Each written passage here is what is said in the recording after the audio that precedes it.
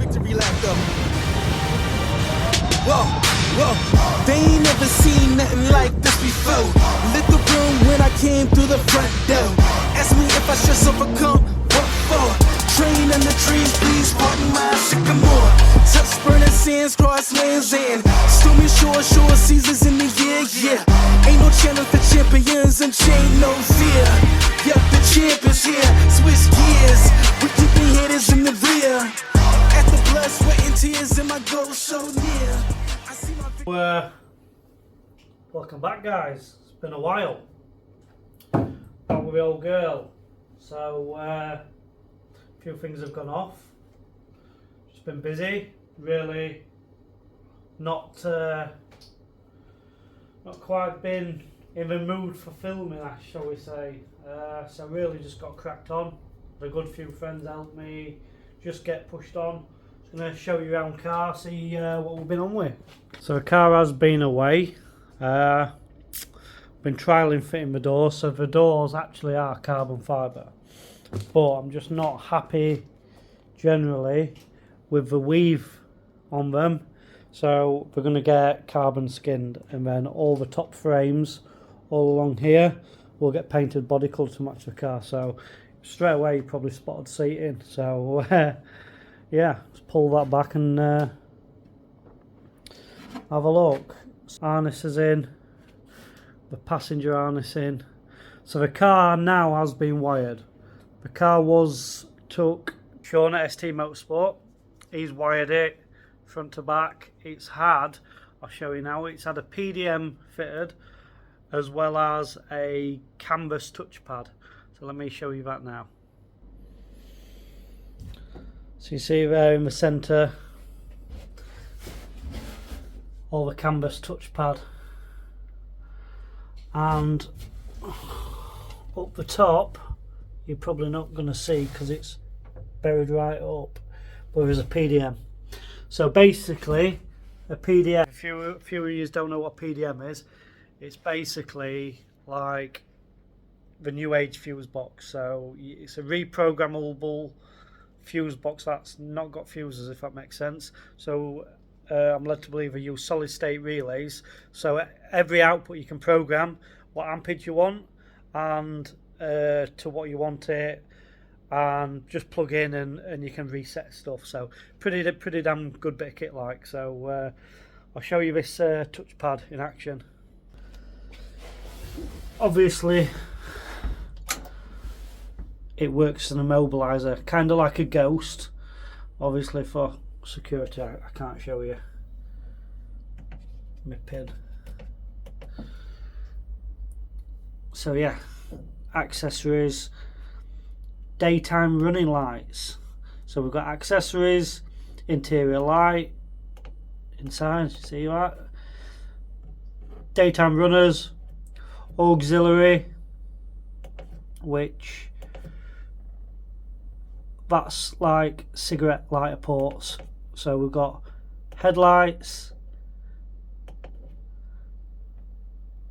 so sides, dip, and then the main, to put the main on, is on the steering wheel. So that's all wired up. Usual stuff, resets, and that resets the PDM.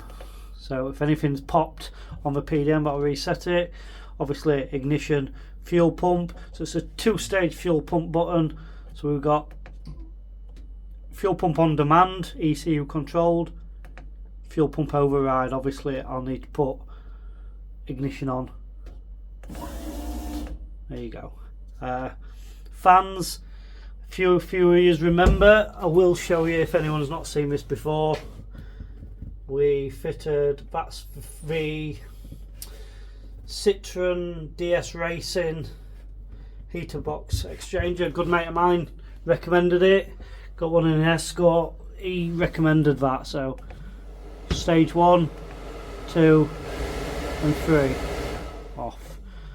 Turn fuel pump off as well. Heated windscreen, and we've just got 2 spare buttons.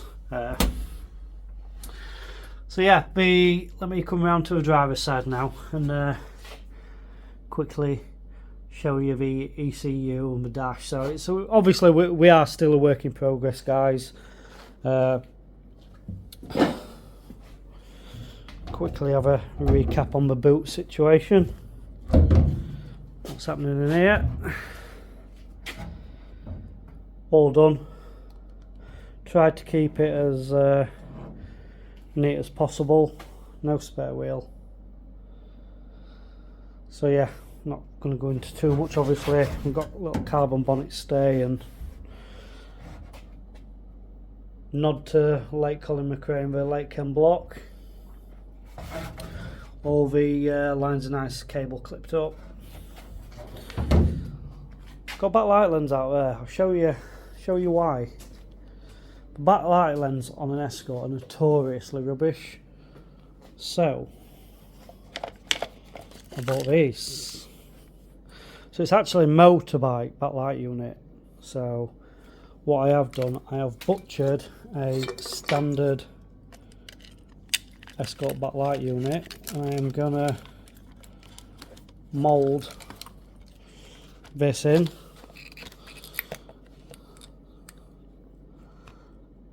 So probably looks shit to you.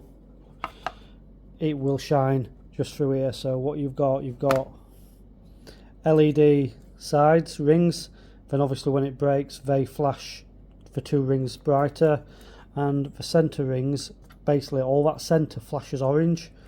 So I will have that wired up, so you'll have 2 outer rings and the indicators will flash from the centre. There is obviously, therefore, if it was on a motorbike, they would be a number plate light. But what's going to happen when it's bonded in, I will fully paint the inside, so it should, in essence, be, it's a full sealed unit, so if it ever goes I'll have to just cut the sealer out and replace it. But it was £8. £8 each, so it's no biggie at all. Just cut them and throw them away. So, but fingers crossed, with them being LED, they should be better than the Escort twiddly bulb method. I don't know how you'd go if you had standard Escort lenses, because your outer one's orange. There is some lenses like these from Euro wagons where they're red and clear. So if you have got white, red and clear ones, that'd be red ring, dark red brake, and then what you do, because you have 2 yellow wires, you just wire the outer amber up to flash through the clear and not the amber flash through the red.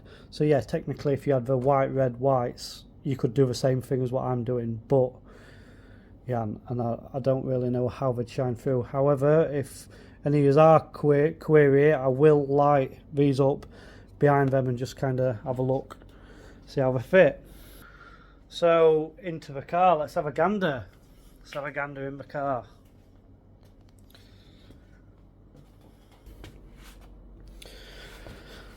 Oh, can I squeeze in? Oh, I can. Ignition. And the Fueltech starts up. It's programmed with my custom screen. So as you see it back there, that's a wideband nano. So that's obviously a standalone wideband controller, which is canvas, works with a Fueltech. So just to touch on, guys, on the ECU. So it's an ECU / dash combination. Has got various features. So you've got your general dashboard, which you can see display. You can just tap that for data logging. It's got your RPM across the top. It does double up as a flashlight. Oil pressure gauge, throttle position sensor, battery voltage, inlet air temp, engine coolant temp, tell you injection timing, etc. So if you tap it, you can come into diagnostics, which is pretty good. You've got likes of compression tester on there. So if you can go into crank, so you can see crank RPM. It'll tell you cam. I'm not running a cam because I'm running wasted spark, but it'll tell you if it sinks. These boxes show green to say everything's set up okay. When you crank it, they will turn green and flash each one, which denotes that it's registered crank sensor, and it's obviously registered crank, and it's trying to fire, which is pretty good. You've got general all sorts. We're not running a fuel pressure sensor, which is why it's flagging up as an issue. So you've got air temp, engine temp, etc. These sensors do need scaling. This car has not done anything. So engine off, you can see, look, engine off here, RPM off. Map, we're not running a map because we're doing map by TPS. Maybe if I touch throttle, it'll work. You can see there, look, on and off on TPS. So TPS is calibrated. Timing, you can basically see what timing's at. It's obviously not running, so we're getting nothing. So yeah, you've got all your general data on here. CAN bus communication. So we can come back off that. Alert event, don't know what that'll be. CAN sensor area, yeah, no issue for me that.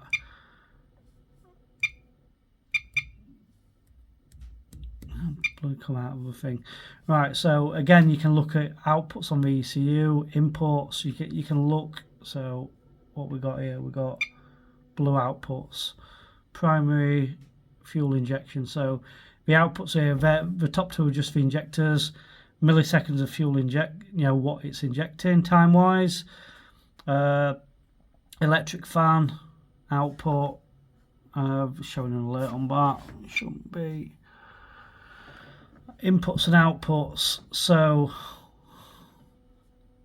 you see on channel 2 and 3 on the outputs, we're using them for spark, and we're not. 4's the tachometer output, so we're not using that because that would be basically an output to say an external shift light or something.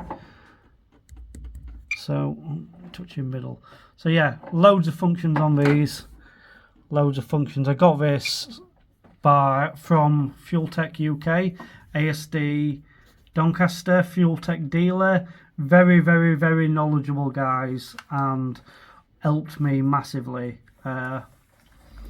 One thing I will say, if you're running these on wasted spark, just be aware that you need to run an external amplifier. So you can literally run through all your engine settings, RPM setup, so engine setup, which would just run through, and like that would be your general usual stuff. Pistons. Do you know what? You could get one of these running without even plugging a laptop in, just by going through all of these. 1342, typical 4-cylinder firing order. Main fuel table calibrated by TPS, not map.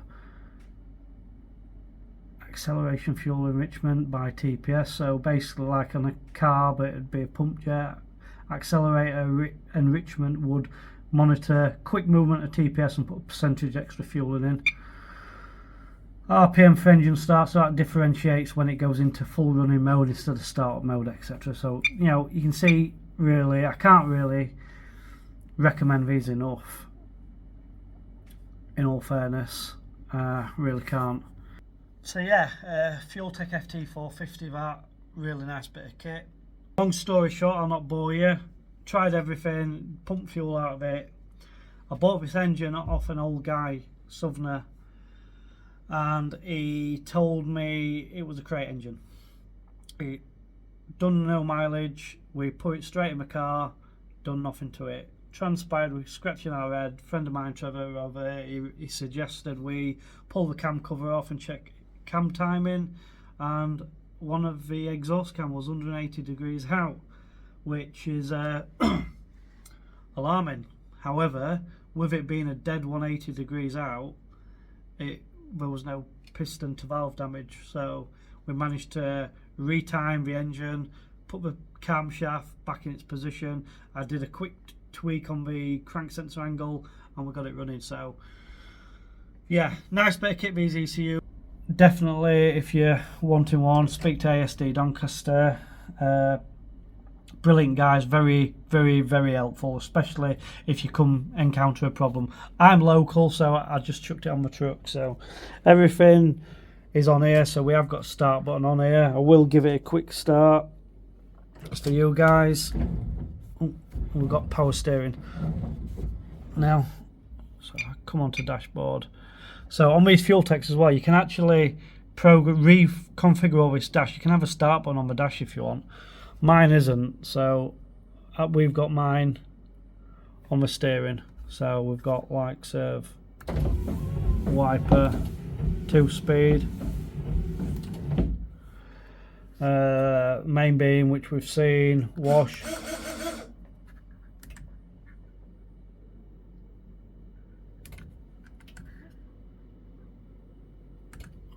launch control. That's, we need to configure that yet. I can hear it triggering, so there's an output down behind the dash. I just need to configure it into which wire it needs to go into Fueltech. Horn, and obviously start button. So this comes off. That's all Bluetooth. You see it all airlock. So that's power steering. Straight back on. So let's give her a start. So I do apologise, guys. It's took so long for me to upload again.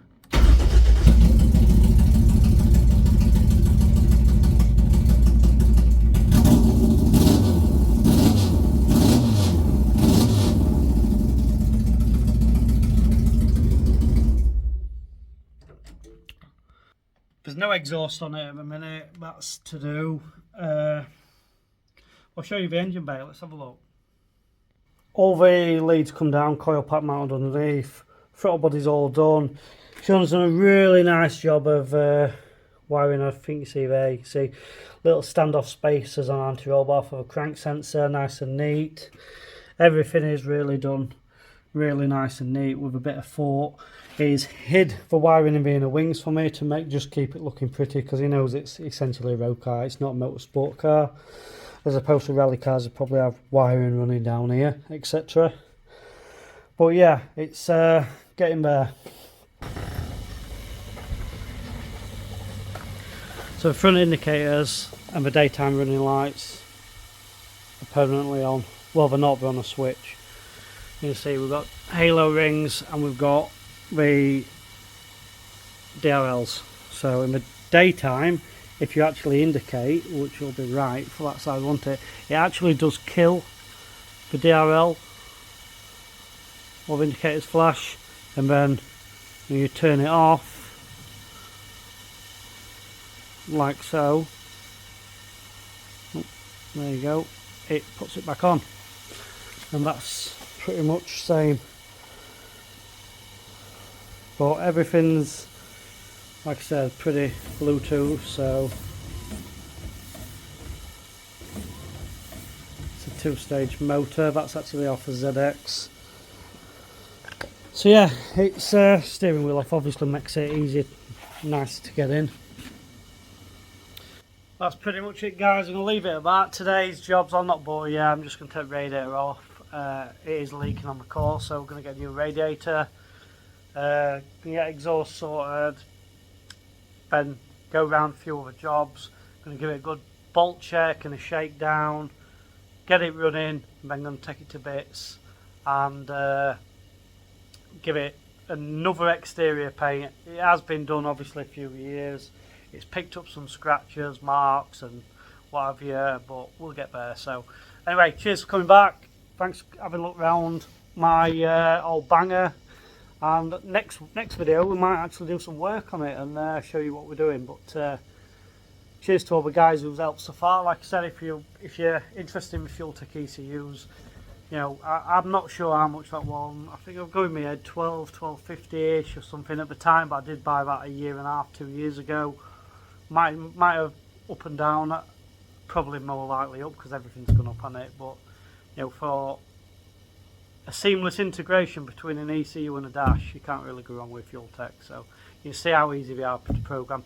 I 100% genuinely think I could have had this car started up without even a laptop plugged in. That's top and bottom. So yeah, I'll leave it at that, guys. Don't forget, like and subscribe. Ready for another video coming out, so I'll touch in and hopefully we might have an exhaust on it soon and a few more jobs done. But cheers, guys, take it easy.